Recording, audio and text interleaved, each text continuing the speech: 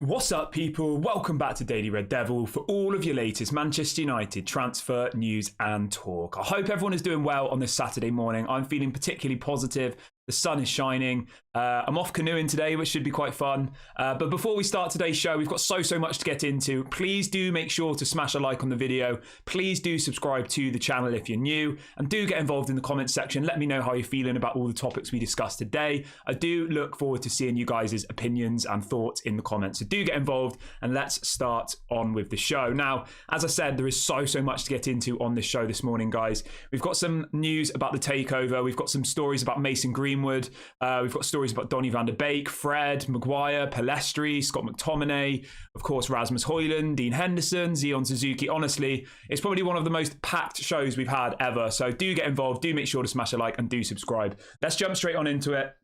Let's start with the takeover. Why not? We don't really ever talk about the takeover anymore because, to be honest, I just feel it a little bit draining. But we have had a couple of stories come out since we last all spoke. So I am going to bring it to you because, you know, it is a news channel and we can all discuss it as a community. So let's jump on into it. So let's start off with the takeover then, guys. So this is coming out from a couple of different newspapers in the UK saying that apparently the Glazers are now demanding close to 8 billion. All right, let me just read that again in case you're still half asleep and you haven't had your morning coffee yet. The Glazers now want close to £8 billion for Manchester United, having rejected two bids of up to £6 billion. Yeah, you heard that right. They want £8 billion. Absolutely crazy. It really is. But I don't want to say I told you so, but I'm going to say I told you so. I am, because I've been saying this for weeks. I've literally been saying it for weeks that they wanted £6 billion back in November when the club went up for sale. We're now here in July. We're 8 months later, and we've only just reached the kind of £6 billion mark. Of course they're going to want more money. They wanted £6 billion 8 months ago. So although this, I know some of you will be sat there thinking this is terrible news, I'm really upset, blah blah blah. I'm not. I don't think this is bad news. I really don't, because I honestly could have told you that, and I did tell you that about a month ago, that I thought that there's no way on earth the Glazers would take £6 billion now. You know, why would they? They wanted £6 billion 8 months ago. Of course they're going to want more money. You know, it's taken them 5 bids to get to the figure they wanted 8 months ago. We're at that figure, and now they want more. I mean, it's pretty obvious, isn't it, really? So it is absolutely mental, though. I'm not by any means saying that Manchester United are worth £8 billion. That is absolutely disgusting. It really is. When, if you actually look at our price on the New York Stock Exchange, we're valued around £3 billion. Okay, they've got an offer of double that at 6 and they're still not happy. They want 8. Now, the thing that I see as positivity of this is they're not saying they don't want to sell. Okay, they're not saying they don't want to sell. They're just saying they want more money, which is kind of what I've always thought over the last kind of 3 or 4 weeks, that I just didn't ever think that £6 billion would be enough. I didn't. Especially when you have to factor in that the £6 billion has to include paying off the debt. It has to include money going to the other 31% shareholders. So if you actually think about it, if you paid them £6 billion, they probably would only get about 3 between all of the siblings. Does that make sense? Because obviously they only own 69% of Manchester United. So do you get where I'm going with this? So £6 billion sounds like a lot of money, but the actual Glazer family wouldn't have got the whole of that £6 billion. Whereas £8 billion, they probably would get, say, 4 or 5 of that £8 billion. Do you see what I'm saying here, guys? So I'm not at all surprised, to be completely honest. Obviously £8 billion sounds like an absolutely ridiculous amount of money. I completely agree with that. And that's pounds as well. That's not dollars. £8 billion. But when you actually think about it, if you kind of take all emotion away from it, the Glazers wanted £6 billion for themselves, right? But they weren't going to get £6 billion for themselves because they have to pay the 31% of people on the New York Stock Exchange, which would have probably been around 2 billion, let's say. They had to clear the debt, which would have been another billion. So they probably would have only taken about 3 billion between the 6 of them, which is what, 500 million each. Whereas if they got 8, they probably would get closer to 750 million each. So it's a big difference. And obviously, once you split it all down between all of the different parties involved, all of the shareholders, all of the debt, all of the rest of it, the 8 billion sounds more realistic, because that then guarantees the Glazers probably closer to 4 or 5 billion. The New York Stock Exchange 31% get their 2 or 3 billion, and then the debt's paid off as well. So when you actually think about it, I don't think it's actually that bad, to be completely honest with you. Obviously, I know it's shocking. Everybody's like, what the hell, £8 billion? But if you actually, as I just did, break it all down into all the different pieces, the Glazers were never going to get 100% of that money. That's what you have to remember here, guys. The Glazers were never going to get all of that money because they don't own 100% of the club. they only own 69% of it. So they would have got, let me just work this out for you really, really quickly. They would have got 69% of 6 billion, right? So let me just, give me 1 second. Some of you might not care about this, but I do think it's important to get a, so 69% of 6 billion, right, is 4.1 million pounds, okay? Sheikh Jassim's bid also included the debt. So, the Glazers would have got about 3 billion from the 6 billion pound bid, which I know is still a lot of money, but, you know, you see these figures floating around, oh, they're going to get 6 billion, that's ridiculous. They were never going to get the full 6 billion pounds. They weren't, because they don't own 100% of the club. They've obviously taken out debt, etc., etc. So yeah, that's where we are at the moment. Obviously, £8 billion is an absolutely ridiculous amount of money. Do let me know in the comments section. Do you think that Sheikh Jassim will pay £8 billion for Manchester United? The thing you've got to remember is that 8 billion figure would include the amount to pay off the debt, which is around £1 billion. So it's not 8 billion plus an additional billion to pay off the debt. It would be 8 billion, including the 1 billion that Manchester United owe. So obviously it's a hell of a lot of money, but Qatar, I mean, how much money does Qatar have? Let me have a look. Qatar Wealth Fund worth. So the wealth fund that supposedly is behind the bid, they've got more than 450 billion pounds available to them. That's what it says on Google. So they've got 450 billion. So I know 2 billion is a hell of a lot of money to me or you, but is going from 6 to 8 that bigger? I know it's a lot of money. I'm not saying it's not, but if they've got 450 billion, that's what it says on Google. Sovereign Wealth Fund has 450 billion pounds available. I mean, obviously it is ridiculous to go from 6 to 8, but if he wants the club that much, I don't see why he would pull out at this point. I really, really don't. But let me know in the comments section. Obviously, they still think the Super League might come. They still think that a new TV rights deal might come, which might allow clubs to be able to sell their own TV rights. That's what's kind of being talked about behind the scenes. They already do that in the National League, don't they? So like me or you, instead of buying a Sky Sports package, we could just buy a Manchester United package, which would allow us to watch all of the Manchester United games for, say, £20 a month, and that money would go directly to Manchester United. There are talks of these types of deals happening, and I mean, how many fans are there of Manchester United across the world? I think it's over 1 billion. Say 100 million people bought this package for £20 million. That would be... Sorry, for £20. That'd be £200 million a year that they'd make from this TV deal. So there's all of these things that can happen, all of these ways that they can make more money. So I don't understand why they're doing it. But if you actually look at it from a non-emotional side, if you look at it purely from a business perspective, you can see why the Glazers are being so greedy. You can see why they're driving up the price so much, because, as I said, they don't get the whole of that amount of money. You know, they're only going to probably take home about half of whatever is offered. So if 8 gets offered, they'll probably only get about 4. Does that make sense? So I know it sounds absolutely scary and everyone's waking up this morning thinking, am I still in a dream? Is this a nightmare? It's not a nightmare. And as I've said for the kind of last month, I'm not surprised by this bit of news at all, to be completely honest. Like, I never thought that they would agree to 6 after 8 months of negotiations. Like, why would they? They clearly know that these two people want to buy the club. And if you look at it from Sir Jim Ratcliffe's perspective as well, 8 billion isn't actually a massive jump for him, because he's only paying for 50% of the club, right? So I'm not saying I want Sir Jim. You know that I don't want Sir Jim. But if Sir Jim does go back in with a second bid, he would only have to increase his bid from 3 billion to 4 billion. Do you see where I'm going with this? To buy 50% of the club. So when you look at it like that, the Glazers would get their 4 billion, which they want, right?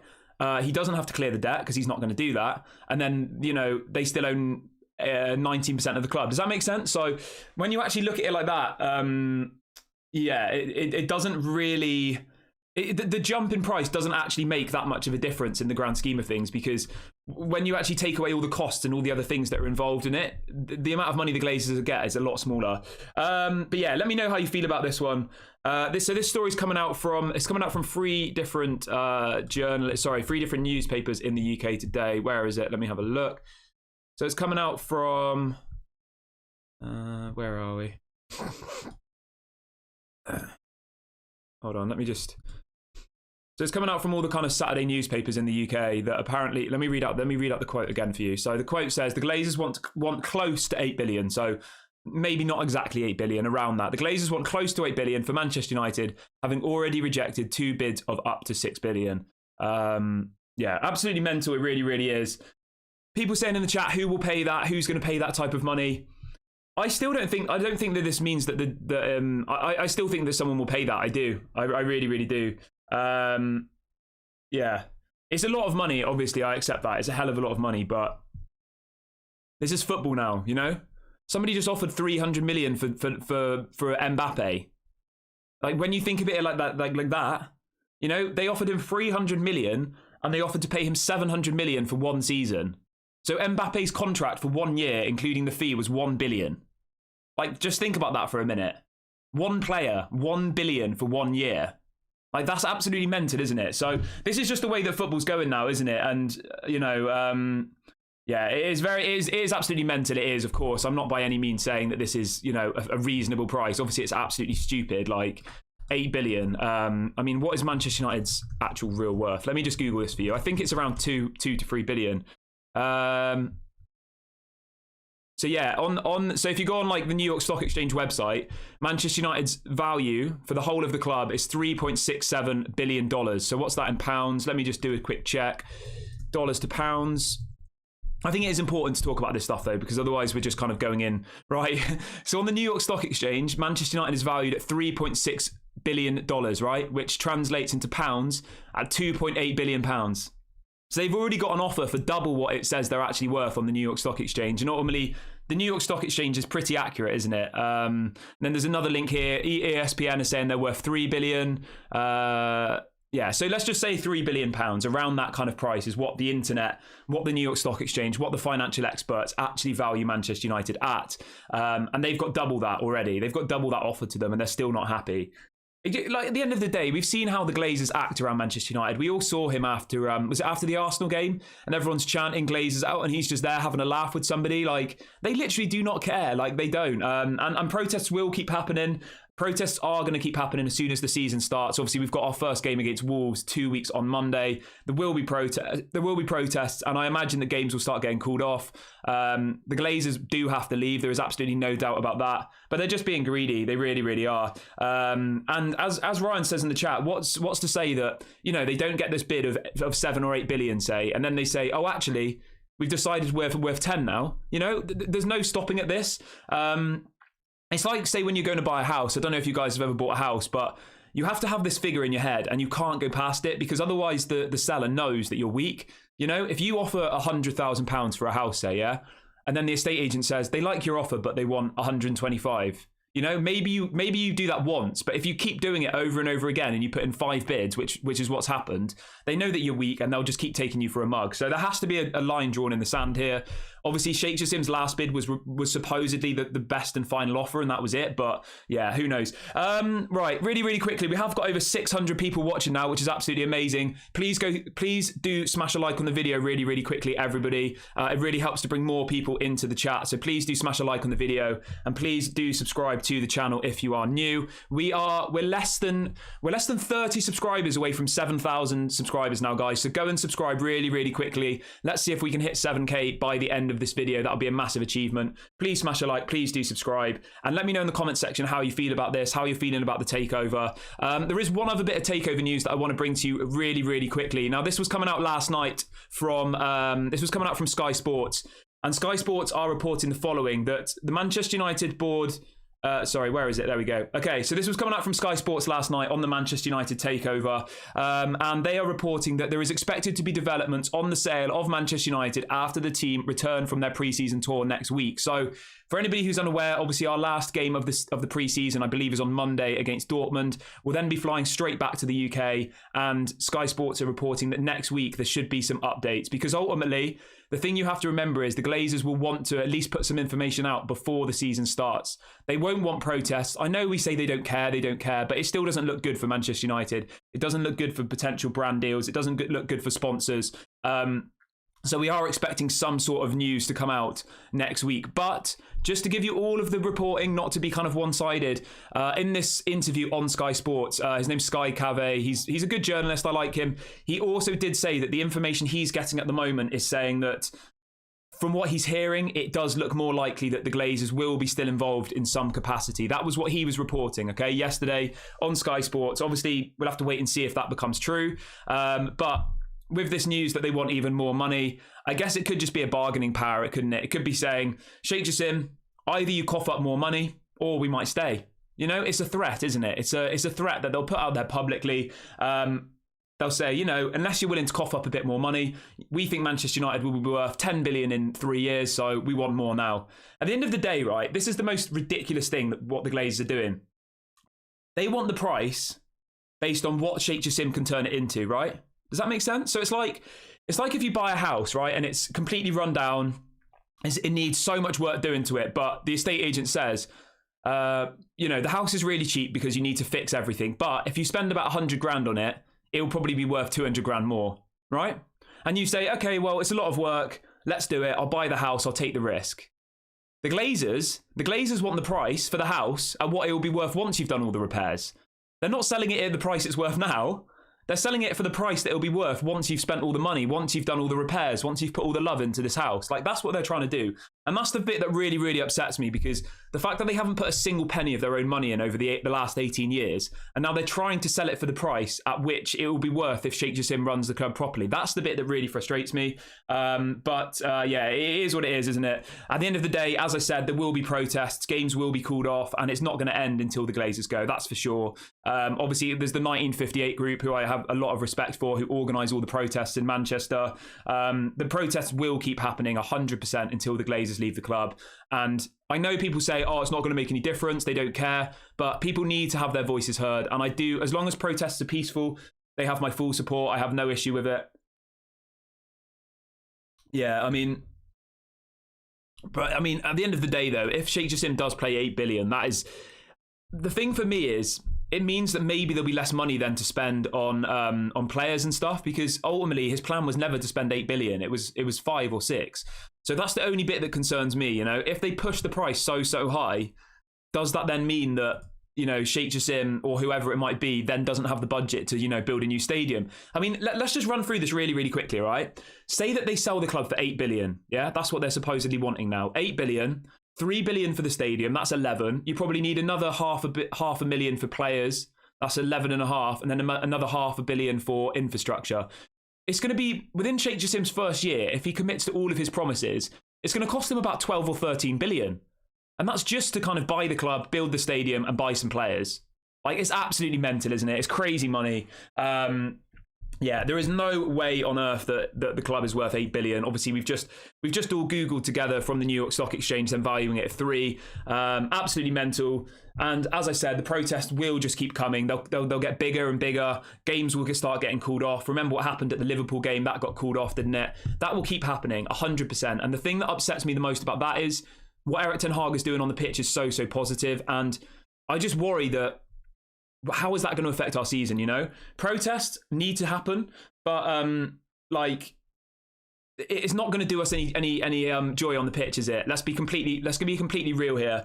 Any protests are going to really affect the team's morale if people walk out of the stadiums, etc. I know it's a bigger kind of message that needs to be done, but we're really going to struggle next season if all of our focus is around protesting, around walking out of the stadium, around boycotting matches, around trying to get games cancelled. It's like, how would you expect to go into the season and have a really successful season next year when there's all of this kind of uncertainty around it? And hopefully Sky Sports are right. As I just said, Sky Sports are reporting that apparently there is expected to be a kind of development once the teams get back from pre-season tour next week. Obviously, they're in America at the moment.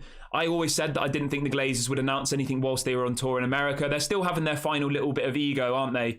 They're all out there. They're really not popular. They're really the Glazers just have Manchester United for ego. That's my kind of point. And they were never going to announce that they were selling the club before the America tour, because they're walking around like they're celebrities, where really they're just nobodies who just own Manchester United because their father bought the club, their father died, and they inherited it.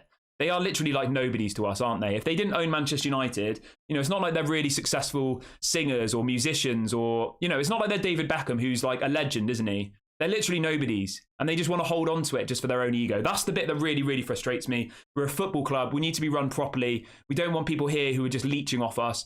As you can see, I'm getting quite passionate about this, and yeah, 99.9% of the time I'm super positive, but when I start talking about the Glazers, honestly, it makes my blood boil, and it really infuriates me. So yeah, I do apologise if I've got a bit animated this morning, let's say, but I'm sure you guys all feel the same. So yeah, I'm sure I don't really need to apologise, but it is what it is, isn't it? Right, but yeah, as you can see, I'm pretty animated about this story, and Yeah, the message is clear from me and from this channel. The Glazers need to leave. There is absolutely no room for the Glazers at Manchester United. I don't want them here under any circumstances. I don't want Sir Jim with the Glazers. I want them gone, and I want them gone now. That's my message. And I assume that everybody else in the chat are kind of feeling the same thing. So, yeah, I hope we're all on the same page. Obviously, if you are one of probably the 1 in a million who wants the Glazers to stay, I would love to have that conversation with you, because I'm not going to lie, I've never met a single Manchester United fan who wants to keep the Glazers. The only people I hear who want to keep the Glazers are rival fans and football pundits who say, oh, they spent $1 billion over the last 18 years on players. They haven't spent a penny on players. You need to get your facts straight. They've spent $1 billion of our money on players. They haven't spent it, anyway. I don't need to argue this point with you, do you? But the only people who try and big up the Glazers are rival fans and pundits who, let's be real, don't really actually know anything about Manchester United. They're just paid to go on the telly. They don't support Manchester United. They don't follow them like we do, and it absolutely infuriates me. But anyway, let's move on to the next story. Let's try and keep things positive. As you can see, I'm getting quite worked up, but I am going canoeing today on the river, so that will hopefully calm my stress levels down after all of this excitement this morning, let's say. Right, let's move on to something else. Let's talk about Mason Greenwood, because I know lots of you are probably in the chat for that story. As I said, please do smash a like on the video really, really quickly, everybody. We've got nearly 800 people watching, so please go and smash a like, and please do subscribe to the channel. I've just popped a link in the chat to subscribe. We're on the road to 7K. We're very, very close to it now, so yeah, we're literally less than 30 subscribers away. So everybody who's watching who isn't subscribed, go and subscribe now, and we will hit the 7K by the end of the video. But yeah, let's move on to the next topic. Let's talk about Mr. Mason Greenwood. I know a lot of this, obviously this topic is very controversial. I'm not going to get into my own personal kind of feelings towards it, because we have talked about that on this channel multiple times before, and I don't really see the point in kind of exploring that. I've said what my stance is on Mason Greenwood, but obviously it's not up to me. So yeah, anybody who watches the channel knows what my stance is, and I can't be bothered to talk about my personal feelings towards Mason at this point. So let's talk about the actual facts. Let's talk about the news, because that's what we're here to do. We bring you guys the news, and then we all talk about it. So this is coming out from a couple of different journalists, newspapers in the UK, and the story is Mason Greenwood's career at Manchester United could be saved after the club's main sponsor approved his return. Obviously that's Adidas. Secret talks with Adidas are ongoing and have been described as positive. So ultimately the headline of this story is that Adidas have ultimately, maybe not 100% yet, but approved the return of Mason Greenwood. The main issue with Greenwood coming back, take away any of the personal stuff, take away the rest of it, was Manchester United worried about sponsors pulling out, okay? Manchester United were concerned that Adidas would pull out, that TeamViewer might pull out, etc., etc. That was the main thing that the Glazers were worried about. They were worried that bringing back Mason Greenwood would mean they would lose money from brand deals. Their sponsors would pull out, etc., etc. I believe that Mason Greenwood used to be sponsored by, if anybody can confirm this, he used to be sponsored by Nike, but obviously Manchester United is sponsored by Adidas. So what I would assume would happen here is, obviously Mason Greenwood would no longer be sponsored by Nike, and he would then be sponsored by Adidas. Does that make sense? Because his current sportswear manufacturer sponsor is Nike. I'm pretty sure, they terminated his deal. So he would, in theory, then just move over to Adidas, who are obviously the Manchester United sponsor. And this story that's come out today is ultimately reporting that his career could be saved with Adidas approving his return. So that's the key bit of this story. Adidas are approving Mason Greenwood's return to Manchester United. Obviously, they're the main sponsor of Manchester United. They're the shirt sponsor. They could obviously sponsor his boots and all the rest of it. As I said, Nike used to be a sponsor, but they terminated his contract after the whole incident that happened before. Let me know what you guys think about this. Obviously, please be respectful. Please just look at this purely from a footballing perspective. I'm not here for kind of personal vendettas or stuff like that. I just want you guys to give me your opinions purely from a footballing perspective, because that is all we can kind of look at this stage. The thing that I do want to add to this immediately is I do think that him coming back will create a lot of negativity, and it will create a lot of divide within the fan base, as we're probably going to see in the chat now, right? So there's people saying give him a chance, there's other people saying no. Like, Mason Greenwood coming back to Manchester United will create a lot of divide. There is absolutely no doubt about that. And The fact that at the moment we need to be united, we need to all stay together. The Glazers have tried to conquer and divide over us for the last 18 years. That's been their tactic, right? They've tried to split up the fan base. They've tried to get people to argue against each other. And the fan base, in my opinion, is so divided at the moment. And we need to unite. We really, really do. And I do think that this Mason Greenwood one will create so much differing opinion. It will create so much arguments. And that's my main concern about it. People, obviously, if you want him back, that's completely fine. But then there's going to be people who don't want him back. And all I want from Manchester United is for the fans to be united. We have one pure message, which is to get the Glazers out. And we all need to focus on that. And I'm just worried that if he comes back, is that going to be another unnecessary distraction? We're going to have protests. We're going to have games probably being called off. We're going to have people boycotting matches. We're going to have all of this negativity probably around the takeover, yeah? And then you bring back a player who... whatever you think about him, he is going to create a differing opinion between fans, isn't he? I think everybody in the chat can agree to that, right? Whether you want him back or not is up to you, but he is going to divide opinion. There is absolutely no way that there's 100% kind of a view of the fan base saying we definitely all want Mason Greenwood back. I don't think that's the case. I would say it probably... I honestly don't know what the split is, to be completely honest with you. I probably see it as 50-50 by the people in the chat. Obviously, yeah, you know, I just think that from my perspective, taking away what happened, just because I've already given my opinion on what I would do with him, if I'm purely looking at it from a footballing perspective, I just think it's an unnecessary distraction for me personally. I get that he was a generational talent, but he hasn't played football for 18 months. Are you really expecting him to come back and to be smashing in 20 goals a season? And even then, is that kind of worth the rest of it? You know, every single time you go away, every time they do an interview, it's going to be the topic of discussion. And yeah, you know, ultimately it's up to you. I can't decide what's right or wrong because I'm not some almighty being. I'm not God or whatever God or religion you believe in. I'm not that person, so I can't decide for you. Only you guys can decide for yourself. But as I said already, I can see in the chat, literally, some people saying he should never play football again. Some people saying that he should be brought back. You know, that's my point. It's dividing the fan base. We are already all divided. Obviously, as long as you guys all kind of are respectful towards one another, then I have no issue with it. But I do just feel like it will get nasty. I really, really do. And I just think it will be such an unnecessary distraction when we go away to those really tough home games. Like, the amount of abuse he's going to get will be absolutely disgusting. It will be, you know, and that will then probably reflect on the rest of the team. But yeah, that's my kind of take on it. At the end of the day, it's not up to me. It's not up to you. So all I would say is that, like, just try and be respectful towards other people's opinions.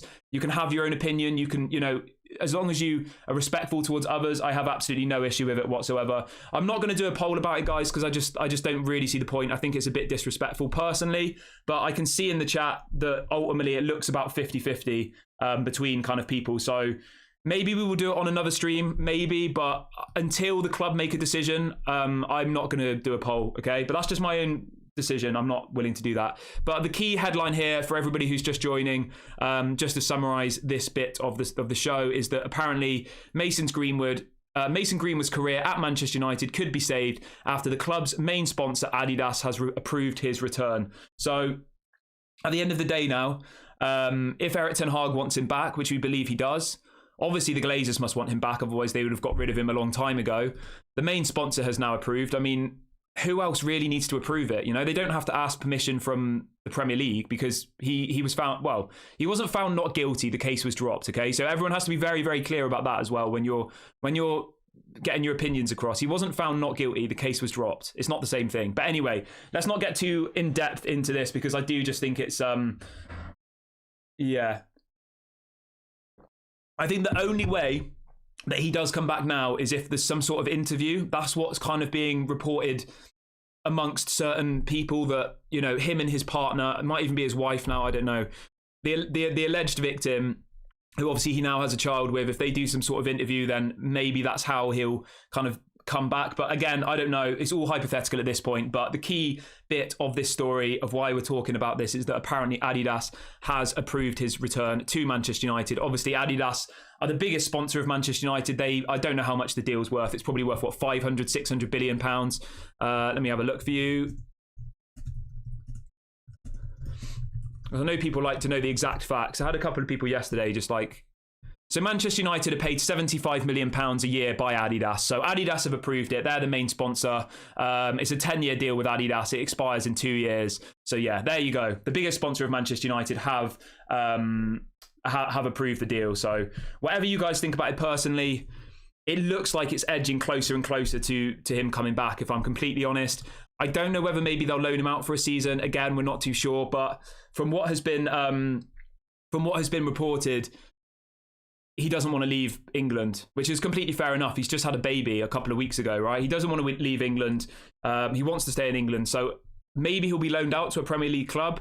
We'll have to wait and see, won't we? But it does look like the tides are turning. And we do expect to have a kind of a firm answer before the season starts, I think. Yeah. But anyway, obviously this one's going to divide opinion, and that's why I'm not for it, because I just think there's so much negativity around the off-the-field activities at Manchester United, around the takeover, around all of these types of things, that I do just think that in my personal opinion, I do just think that bringing back Mason Greenwood at this point will divide the fan base even more than it is already. I'm not getting into my own personal opinions on whether I want him to come back or not. That's not really up for me to discussion. But if we're talking about it purely from a footballing perspective, I don't think it's going to actually help Manchester United next season. I think it's only going to cause more divide, more issues, more off-the-field drama. We had Ronaldo, Sancho. What else did we have last year? We had loads of issues last year. Obviously, we've got the takeover looming over us. I think we need to just focus on football. We need to give Erik ten Hag the best environment, the best kind of stability to go on and succeed next season. But that's just my opinion. Obviously, if you disagree, then let me know in the comments section. Let me know what your thoughts are. Please be respectful when you give them. I don't want to see any like abuse or anything. I'm not like any of that. I'll just block you immediately. So yeah, just be respectful when you're giving your opinions and just try and conduct yourself in a nice way. Obviously, this is a really difficult topic to talk about. So I hope you guys are kind of not happy, but I hope you are respectful of how I've brought it across, and I've not been too like, I've respected everyone's opinions. Yeah, so everybody just, if you do want to give an opinion, please do just be respectful about it. That's all I ask. Right, we've got nearly 1,000 people watching today, guys, which is a record for the channel. Absolutely massive shouts to everybody. Please do smash a like on the video really, really quick, everyone, and please do subscribe to the channel if you are new. We're now 17 subscribers away from 7k, so go and subscribe really, really quickly, guys. Let's see if we can get over 1,000 people watching today. That would be a new goal for the channel, so big ups to everybody who is in the chat. Right, let's move on to the next story. Let's keep things rolling on this morning show. I will read out some of your chats in a little bit, guys. I will read out some of your chats as well. So get your comments in, get your super chats in, get all that good stuff going, and I will read some out in a bit. So we've got an update on Donnie van de Beek for you. I know a lot of you have said Donnie van de Beek needs to go, me included. So there's a story coming out from Fabrizio Romano that apparently Real Sociedad are actively working to sign Donnie van de Beek from Manchester United. It does look like it will be a loan move though. So Donnie van de Beek looks like he will be going to Real Sociedad in La Liga on loan. He goes on to say negotiations are ongoing, but still no agreement on formula of the deal and personal terms. Talks continue. Ultimately, we need to get rid of Donnie and Fred in order to bring in Amrabat. So it's really, really essential that we do get rid of Donnie van de Beek and Fred. Otherwise, it doesn't look like Amrabat will come otherwise. So I think this is really, really positive. I think a loan move for Donnie would be good. Obviously, his stock prices are absolute rock bottom now, so maybe selling him might be a little bit difficult. But let me know in the comments section, how would you feel about Donnie van de Beek going out on loan? I know a lot of people would have preferred it to be a straight, permanent deal, but I do think a loan move is good, and hopefully it's with an obligation to buy.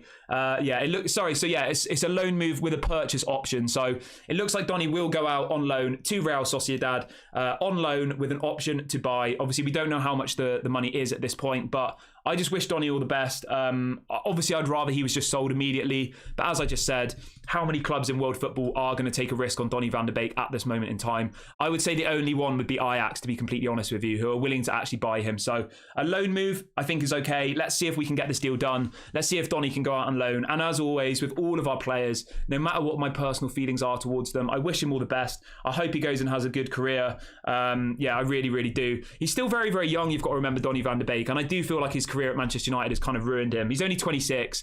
He really hasn't impressed me at any point for Manchester United. I'm going to be completely honest with you.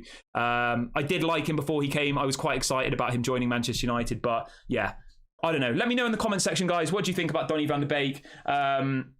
would you be happy for him to go out on loan? What would you do? What would you guys do? Let me know. Just to round up that bit of the story, it looks like he will be going out on loan, and it looks like Real Sociedad will be the most likely destination. That's being reported by Fabrizio Romano. Looks like it will be a loan with a purchase option. Let's move on to the next topic, though. Let's keep things rolling on this show this morning. Now, let's talk about none other than Mr. Fred. Fred, I know Fred causes quite a lot of mixed opinions in the chat. Some people say he's good, some people say he's rubbish. So apparently Fred has just agreed personal terms with Galatasaray. This is coming from Sky Sports. They report if a deal is agreed, Manchester United will go for a replacement, with talks taking place with Fiorentina over a deal for Sofian Amrabat. So it does look like Fred will be leaving. And then we've had a bit more of a story on this as well. Apparently, Fulham are really, really pushing for Fred as well. This is coming in from Samuel Luckhurst, who writes for the Manchester Evening News. So that's really, really positive. And we also have Lazio as well. So Fred's got at the moment a couple of sub clubs in Saudi Arabia: Lazio, Fulham, and Galatasaray. This is coming out from an Italian journalist. He says that Lazio are offering Fred the promise of Champions League football and are placing him at the top of their project. Manchester United want around 20 million euros for Fred, and Lazio will hope to cover a significant part of the fee using add-ons. So I think it's safe to say that Fred will be. Fred will be going, guys. I don't think there's any doubt about that. It just depends on which club and how much money we get for him. For me, 20 million sounds like a very, very fair price. 20 million, I will take any day of the week. Let me know in the comment section how much you think Fred is worth. He's got 1 year left on his deal. Obviously, he's played a lot of games for Manchester United. He's a Brazilian international. Yeah, anything less than 20 million, I think, is a disgrace, to be completely honest. Like, when you see people like Conor Gallagher getting bids rejected of 40 million, Caicedo 80 million, I think 20 million for Fred is a very, very good deal for another club. And I hope he gets his move. I hope he gets Champions League football, because he is somebody I really like as like a person. He tries 100%. He gives his all every single game, but I just don't think he's good enough, to be completely honest. But let me know. Maybe you want to keep Fred at the club. Maybe you want rid of him. Let me know in the comment section. I always like to see you guys' opinions. Right, let's move on to the next topic. Obviously, the big topic is Rasmus Hojlund. And it does look like we will get the here we go for Rasmus Hojlund today. It's really, really refreshing, actually, to have done nearly 35 minutes of the show and not to have mentioned Rasmus Hojlund once, because it does feel like, to be completely honest with you, that all we've been talking about for the last week is Rasmus Hojlund. And it has got really, really tiresome. But there is a story coming out from a couple of different journalists saying that apparently the deal for Rasmus Hojlund will be conducted for 65 million euros plus 10 million in add-ons. Let me know in the comment section how you feel about that. Just to repeat, 65 million euros, which is 55 million pounds, plus an additional 10 million euros, which is 8 million pounds. So about 60 to 63 million pounds total package, including add-ons. It's gone up again, hasn't it? It was 60 yesterday and now it's 63. So yeah, I'm not really too sure, but it sounds like that will be the price that gets it done. Just to reiterate, it says that the contract will be 5 years plus the option of an extra year, and the deal for Rasmus Hojlund could be finalised for around 65 million euros plus an additional 10 million euros in add-ons. Now, as long as those add-ons are difficult ones, as long as they're like golden boots, Ballon d'Ors, stuff like that, I've got no issue with it. If they're really easily achievable add-ons, I think that's absolutely disgusting, to be completely honest with you. Obviously, 65 million euros up front is a hell of a lot of money, especially when you consider that PSG only offered 50, and they are the only other competition, right? But at the end of the day, we need Rasmus Hojlund. I'm absolutely desperate to bring him in, so let's hope that we get this Rasmus deal over the line, and hopefully we get the here we go today. Yeah, that is what's being reported by a couple of different journalists, that apparently the deal will be 65 million euros plus around 10 million euros in add-ons. It's a lot of money, that's all I'll say. It's a hell of a lot of money, but yeah, at this point, we just need to get it done. So let me know in the comment section, how do you feel about that? How do you feel about this 65 million euros price? Do you think it's too much? Do you think it's a fair price? Do you think he'll go on to be the player that we're buying the potential in? Let me know. I always do look forward to seeing you guys' opinions in the comment section. We've got 1,000 people watching the show this morning, guys. That is a record for the channel. Absolutely incredible. Over 1,000 now. Absolutely amazing. Please do smash a like. Please do subscribe. All the new people. Yeah, this is the most people we've ever had in this community. So massive shouts to everybody. Let's see how many we can end the video on. We've got about 20 minutes left. So yeah, let's keep things moving and let's talk about Mr. Harry Maguire. Obviously, for anybody who missed the news yesterday, Harry Maguire had a bid rejected from West Ham for £20 million. Now, again, this one created quite a lot of divide in the fan base.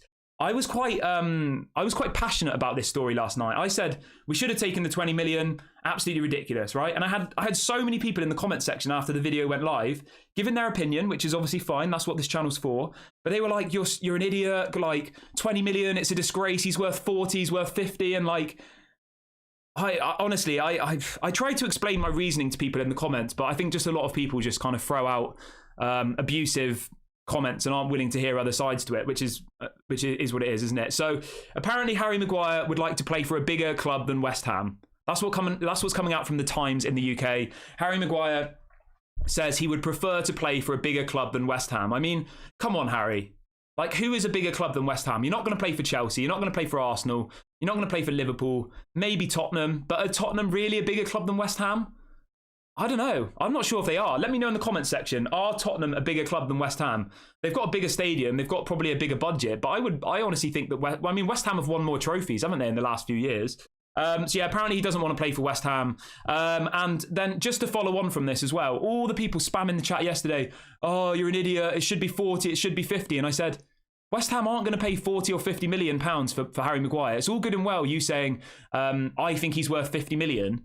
But you can only accept what's offered to you. You know what I mean? I could say that I want to earn 100 million pounds a year, but if no one's going to offer it to me, then I'm not going to earn it, am I? Anyway, that was my kind of stance on it, and we've had a bit more clarity on it. So another journalist, Simon Peach, has come out this morning saying that West Ham are now unlikely to go back in for Harry Maguire after seeing a £20 million bid knocked back. So apparently they're not going to come back in for him. And this is what I said yesterday. I said, when you actually think about it, £20 million, they're going to have to pay him £15 million a year in wages. That's how much we pay him. So if they signed him on a 4-year contract, right?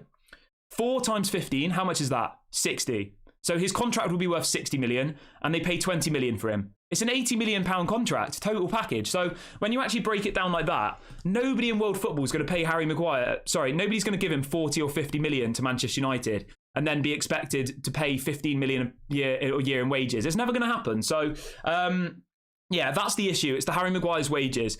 I agree that he's worth more than 20 million. If you look at it on paper, yeah, he's worth 30 to 40. I accept that. But because we pay him 240 grand a week, no club in world football is going to pay us 40 million and then go and pay him 250 grand a week. It's never going to happen. So that's my stance on it. But it does look like West Ham will not be coming back in for Harry Maguire. Yeah, as somebody says in the chat, nobody is going to give 40 million for Harry Maguire. Nobody. Even Saudi Arabian clubs wouldn't give 40 million for Harry Maguire. Yeah, absolutely mental it is, but it is what it is. Right, let's move on to some other story. Let's talk about Scott McTominay. We have had a verbal bid rejected from West Ham for Scott McTominay. This is coming out from the Times in the UK. The Times are reporting this morning that apparently West Ham have made a verbal offer for Scott McTominay, which fell short of the £45 million fee demanded by Manchester United. So not only do West Ham want Harry Maguire, they also want Scott McTominay, and apparently Manchester United have rejected a verbal bid, which is kind of the same as what our first bid for Rasmus Hojlund will be. So that would be a casual conversation where they say, how about the fee of around 30-40? How does that sound? And Manchester United have ultimately rejected that. Manchester United apparently want £45 million for Scott McTominay. How does everybody feel about that? I mean, for me personally, at this stage, I would take 35 for Scott and 20 for Harry. I would. Any day of the week. I would take that right now. No doubt about it. There is no way on earth they're going to get £45 million for Scott McTominay. I'm sorry. Like, he's a good player. He'll do really well at West Ham, but he's not a £45 million player. Let's be real here. Let's get a grip, you know? I don't understand what Manchester United are doing with the outgoings. They're just continuing their habit of being really, really bad at selling players. You know, I know people in the chat will say, again, you're an idiot. Maguire's worth more than 20 million. We're not going to get £40 million for Harry Maguire. We won't. We're not going to get £45 million for Scott McTominay. Like, it's just not going to happen. So yeah, hopefully Manchester United wake up this morning and realise that they've been absolute idiots yesterday and kind of change their decision. But yeah, let me know in the comment section, how much do you think Harry Maguire's worth? How much do you think Scott McTominay's worth? I do look forward to seeing you guys' opinions. Right, let's move on to some positivity though. Obviously, the main positive story is that it looks like Rasmus Hojlund will be coming to Manchester United today. I'm just going to see if we've had any breaking news on that. We have got some news on Zion Suzuki as well, who of course is the really, really exciting goalkeeper that we're looking at. Fabrizio's just posted saying that apparently Rasmus Hojlund is obsessed with Manchester United. I mean, that's nice, isn't it? But to be honest with you, Fabrizio, we just want the here we go now. We've got 1,100 people watching now, guys. Absolutely incredible. That is the record for the channel. So big ups to everybody. Please do go and subscribe if you haven't already, and please do smash a like on the video. We've got about 15 minutes left of the show. If you do want to join the members club as well, or if you want to do a super chat, you can just hit the $ and yeah, you can get involved with that stuff. So let's move on to the next story though. Let's talk about none other than Zion Suzuki. I know this is somebody who is really, really excited. A lot of people in the chat, they've said, what's going on with Zion? Is he coming? What's going on? And it's gone really, really quiet, hasn't it? And we have had a bit of clarity come out this morning around Zion Suzuki to Manchester United. Let me get this one up for you right now. So Zion Suzuki to Manchester United.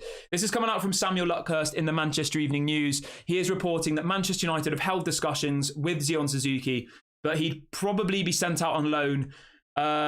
They have glowing feedback on him, but club sources believe he is still too raw as a backup keeper and would need to develop for a couple more years. So we've had some clarity on this. It does look like it does look like Zion Suzuki wouldn't actually be the backup goalkeeper. Okay, and I did kind of think this, like, why are we bringing in this 20-year-old who's never played in the Premier League, who's only ever played in the Japanese league, and we're expecting him to be the backup goalkeeper immediately? It's quite unrealistic, to be completely honest with you. And Samuel Luckhurst from the Manchester Evening News has confirmed today that the plan for Zion Suzuki would be to bring him in and then loan him out. He never was going to be like an immediate starter or a backup goalkeeper. So for me now, I would just keep Matěj Kovar as the backup goalkeeper. Keep Tom Heaton as well. Then you've got Onana, Matěj Kovar, and Tom Heaton. I'm happy with that for now. Maybe you go in for Zion Suzuki and then loan him back out to the club he's at the moment. I like the idea of that, but do let me know in the comment section. What would you do with Zion Suzuki? Do you think he's good enough to start for Manchester United? To be honest with you, I haven't seen enough of him to really pass an opinion on whether he's good enough to start, but just purely looking at it from the fact that he's only 20 and he plays in the Japanese league, I don't think he's ready to be the Manchester United goalkeeper personally. So yeah, I'm happy that this is the kind of decision for Zion, that if we do bring him in, he will be the backup. He won't be the backup. He'll go out on loan. We have got some news coming in regarding Scott McTominay that's just come in the last couple of minutes. This is coming again from Samuel Luckhurst, and Samuel Luckhurst is reporting that Manchester United are not proactively pushing Scott McTominay out of the club as he is a member of the core squad. So apparently Scott McTominay isn't for sale. That's what's being reported. He's only for sale if this massive bid comes in for him. So I don't know what to think about that. I'm not in the club where, you know, get Scott McTominay out of my club. Like, I don't mind him too much. I do quite like Scott McTominay. He's not a bad player. I think he's a good player for the bench. But if we can get 40 million for him, I would take that. I would literally bite your hand off right now if you gave me 40 million for Scott McTominay. Whereas people like Fred, he's got a year left on his contract. Fred needs to go. People like Donnie, he's never going to play. He needs to go. Whereas I don't think Scott McTominay's world class, but I think he's good enough to sit on the bench and come on now and again for me personally. But let me know in the comment section, do you think we should be actively pushing out Scott McTominay from the club? As I just said, Samuel Luckhurst in the Manchester Evening News is reporting this morning that apparently Manchester United are not actively looking to sell Scott McTominay. You know, they're only going to sell him if a massive bid comes in for the player, which I think seems unlikely. They're not going to get the 45 million. People talking about Amrabat in the chat. So we have got some updates on Amrabat for you, actually. Let's bring that into the show really, really quickly. Right, let's talk about Amrabat. So ultimately, the story around Amrabat, this is coming from Fabrizio, is that once Fred and Donny van de Beek leaves, Fred looks like he's going to go to either Galatasaray, Fulham, or Lazio.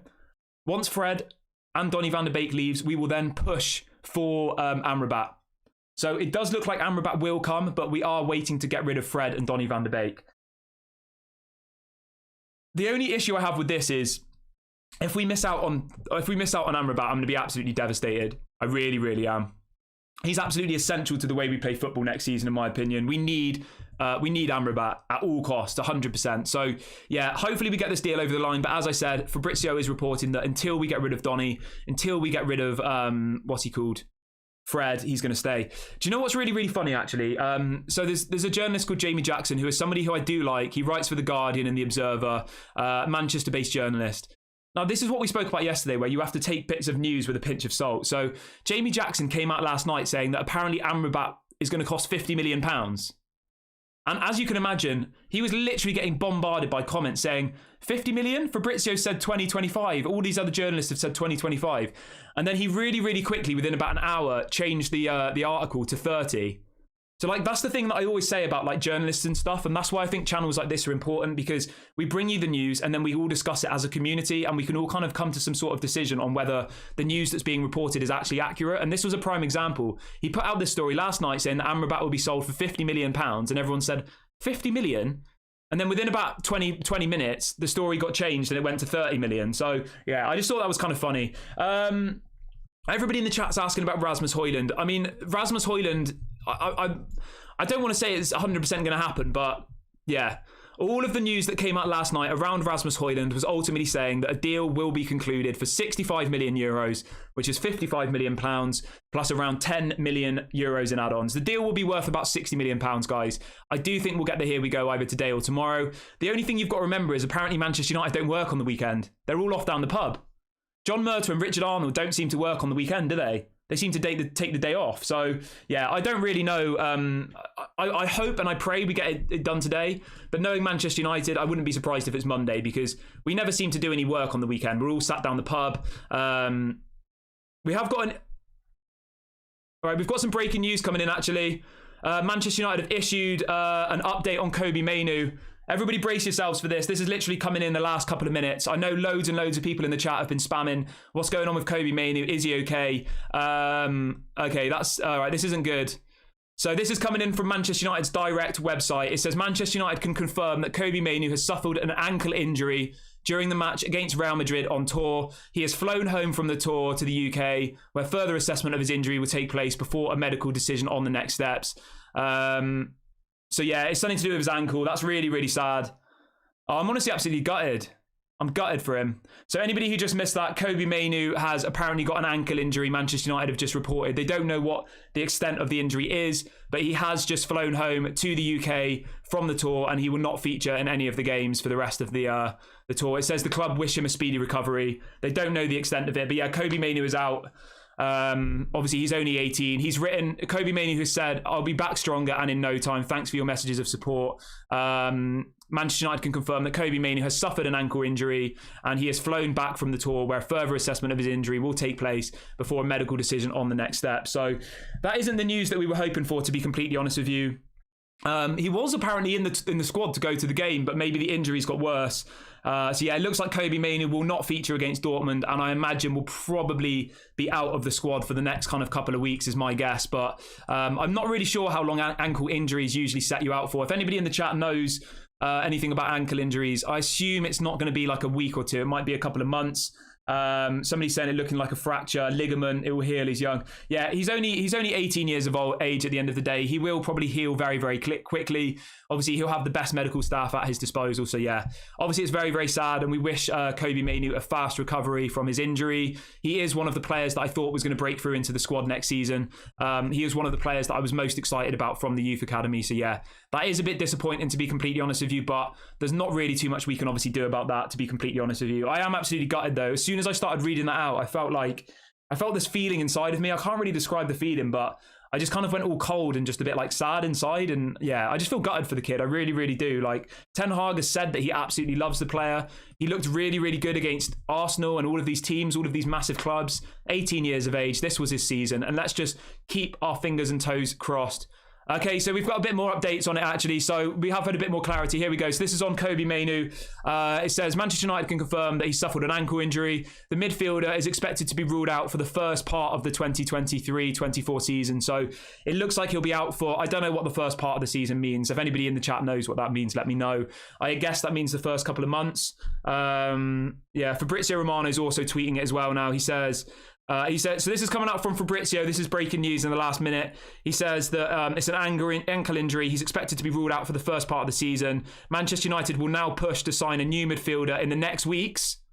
You're hearing this, guys? Manchester United will push to sign a new midfielder in the next weeks. Sofyan Amrabat remains high on the list. So, I mean, it's a double-edged sword, isn't it? Obviously, it's absolutely devastating that Kobbie Mainoo's injured, and I'm absolutely gutted for the kid. I really, really am. But from what Fabrizio's just tweeted, it does look like now Manchester United will be more aggressive in their pursuit of Sofyan Amrabat as a result of this injury. Because I was going to bring that up in the show.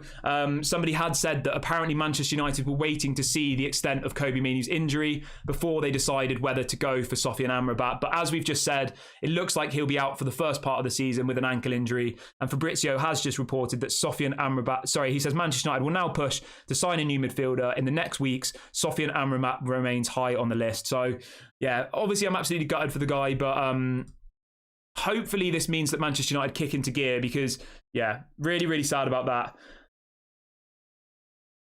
Obviously, we don't know exactly. This is on the official Manchester United website as well, guys. So this isn't just on some kind of... it's all over Twitter as well now. Samuel Luckhurst is reporting that he'll be sidelined for 2 months. There you go. So it looks like he'll be out for 2 months. That's coming in from Samuel Luckhurst. Suggestion is that Kobbie Mainoo will be sidelined for 2 months. So yeah, that's not too bad, is it? 2 months. Obviously, I'd rather he wasn't sidelined for 2 months, but yeah, he has flown back to the UK, and it says a medical decision on the next steps. They'll take place. So yeah, they're going to do another medical on him. They're going to work out exactly what's wrong with him, and he'll be out for a couple of months. But yeah, obviously, I wish him a really, really speedy recovery. He's somebody who I really, really was excited about. And as we all said, he's only 18 years of age. He's going to come back stronger. He's going to come back really, really, really good. So, right, we've only got 5 minutes left of the show, guys. Please do smash a like on the video if you haven't already, everybody. And please do subscribe to the channel if you are new. I will read out a couple of questions now. So if you do have a question, get it in the chat now, and I will read out a couple of questions before I end the show in 5 minutes. So get your questions in if you have something you want to talk about, and I will do my best to answer it. So yeah, do get involved. We've got a couple of other bits of news to bring through really, really quickly before we do that. So get your questions in, and I will come back to the chat.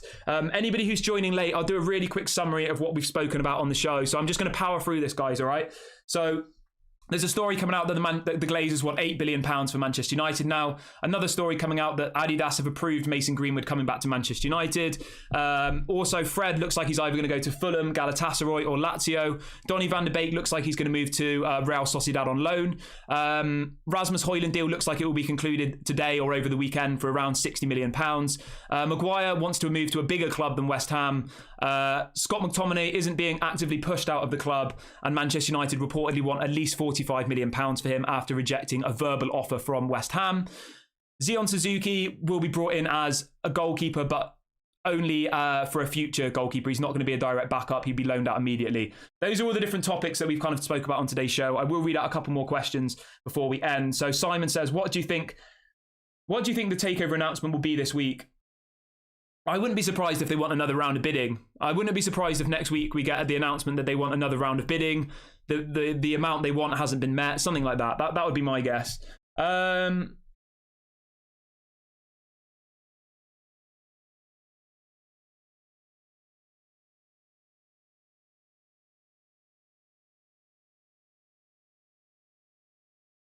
So Kerwin saying it's the same injury that Garnacho had and he was out for 2 months. So yeah, it probably will be around like 1 to 2 months for Kobbie Mainoo. That's what's being reported by Samuel Luckhurst in the Manchester Evening News. And ultimately it does now mean that Manchester United will really step up their pursuit of Sofyan Amrabat. We need Amrabat now.